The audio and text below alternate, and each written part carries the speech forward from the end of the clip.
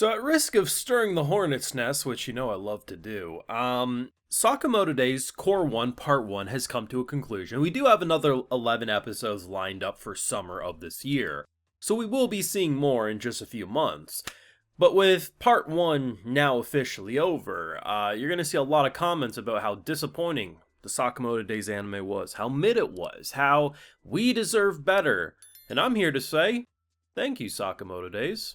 You were freaking fantastic. You didn't leave me wanting more in terms of, oh, you underwhelmed me, it should have been better. You leave me wanting more because I just want to keep watching the show. It was so fun. I truly don't think the internet deserves Sakamoto Days. Anything can be better. There's very few examples of any sort of media where you could look at and say, not a single crumb, not a single pixel on my screen could have been improved. And I do admit, I think a big part of why I like the show so much is I like the old school look. In fact, I think that actually elevates the enjoyment for me. Stuff like an Inuyashiki, a My Home Hero, stuff like those. I like that old school gritty feel. You don't see it a lot, and I think it really added to the enjoyment for me because of how, in general, this show just comes across as something pulled from the 80s. Yes, the actual animation, to be honest, I do think a big part of people's issues was they just didn't like the art style, not even the animation. But even the animation, there was definitely moments where it could have been improved, but I also still liked the old school feel. When I first got into anime, and I was taking a look at the classics at that time, over a decade ago, stuff from the 80s, 90s, early 2000s, to me, Sakamoto Days is just feeling like a show pulled from that time frame. And you could argue, well, animation's gotten better, it should be better. Maybe, but I don't know. I kind of like having a show once every in a while that just comes out and just does something in such a way that feels like it was pulled from a vault that's never seen the light of day until now for some reason. And it worked for me. I love the characters. I liked how it moved. Every time I say that, there's at least one person who will be like, you're an idiot. How could you like mid? And to be honest, touch grass. Like, I get it's one thing you don't like it, but if someone liking something you don't honestly pisses you off, you probably need therapy, boss. I like this show, man. I don't think the internet deserved it. I mean, I appreciate that the people who did at least enjoy it continue to get the numbers up because, once again, this show continues to top Netflix streaming. So even if, and unfortunately, I don't even think I can say it's a Western problem because globally, including Japan, people shit talk this one online. But I mean, you can shit talk all you want, but the numbers don't lie. This show was a massive success, and I'm pretty damn sure we're going to see it more than just Core 2 this summer, but I guess time's going to tell. Of course, if you want to support my work, though, see my full thoughts on these episodes, we got the Patreon, where we got the full uncut live reactions available exclusively over there if you're so interested. So, overall, I think they did a great job at teasing more. The first half of the episode was definitely the weakest. Well, I guess I should say, the whole gambling stuff, it was fun. Once they got to Old Maid, it definitely became much more enjoyable. But yeah, like, if this was like an actual season finale and we didn't know when we were getting a season 2, maybe it would have been a little more underwhelming. I do think the whole slur stuff and what they tease definitely gets you hyped for more. But in general, for an ending of part 1 of a split core, 100% worked for me. Slur as a villain is intimidating. It's the type of villain that when you get introduced to, you say, this has to be the final villain.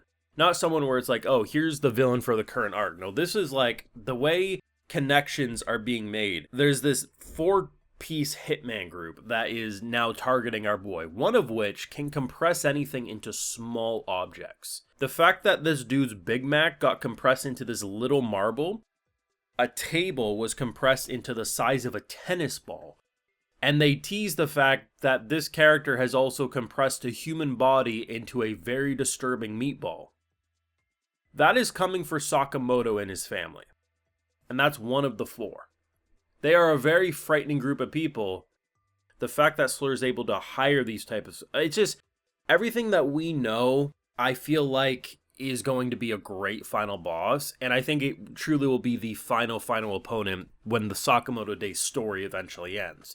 Not saying we may not fight Slur before it ends, but I'm sure Slur will slip away if it's a continuous thing. In general, though, they do a great job with villain aura. They do a good job with aura in general. I mean, you can't deny the fact that Sakamoto flicking a poker chip to change the wheel direction so he wins at roulette, or holding his cards and somehow his grip strength is able to do a swapperoo, so he picks the man was cheating so hard, and I do kind of like that he got called out on it, because even I was being like, Sakamoto, it's pretty cool that you do that, but even I gotta admit, it's a little sus at this point. It was fun, man. We don't see a lot of gambling stuff in anime anymore. Like, I'm not saying there aren't, like, your odd gambling episode, so this isn't like some breath of fresh air, and like, we've never seen this, but I gotta admit, to see it in such a comedy, near parody direction, yeah, we really don't see that too often.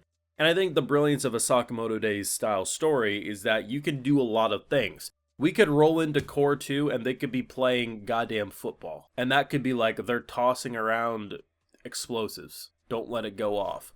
They could go go-karting. They could play darts. They could play basketball. For all we know, they could literally do anything and probably have it be a twist and fun. Because every character has like a bit of a gimmick. Sakamoto has this intimidating aura and how he can do something so quick. The fact that he's Sonic the Hedgehog and can... I don't want this card, so I'm going to switch it. Like, you can just see how that's going to be wrote. A character who can read minds. It's just... everything about the cast clicked with me.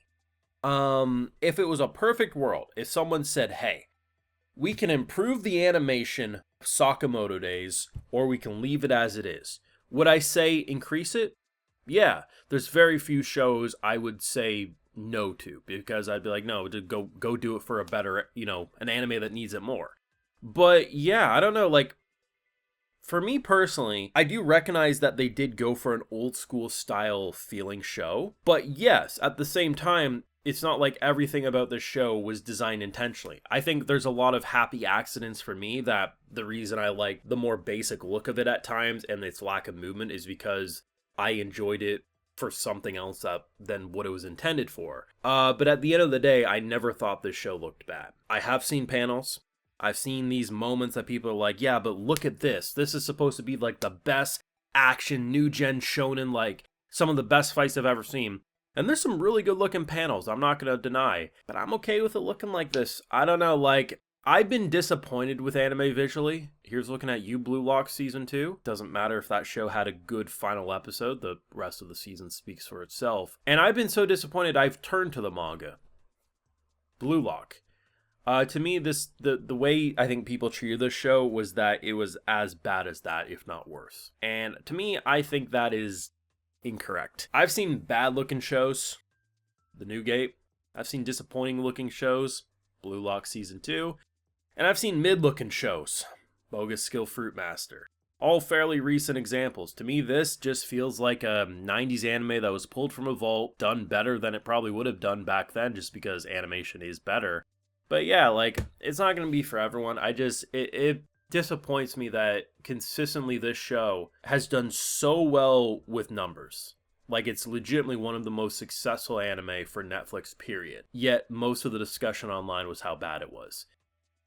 I don't know, man. Is what it is, I suppose, but I loved it and I can't wait for more. Let me know your thoughts and feelings down below. Leave a like if you enjoyed, subscribe if you're new around here, of course, ring that bell, and like I mentioned, full live reactions over on Patreon, and hey, while you're over there, I'll also give you a video shout out. So today we got Laser, Annette, AI 740, Grant Ferris, Gun Bunny, Dan Yang, True Obelisk, Damian Sisek, Big Deval, Shasu Passin, and we also have Jacob. So I appreciate the support, everyone. Please take care. Y'all have a good one.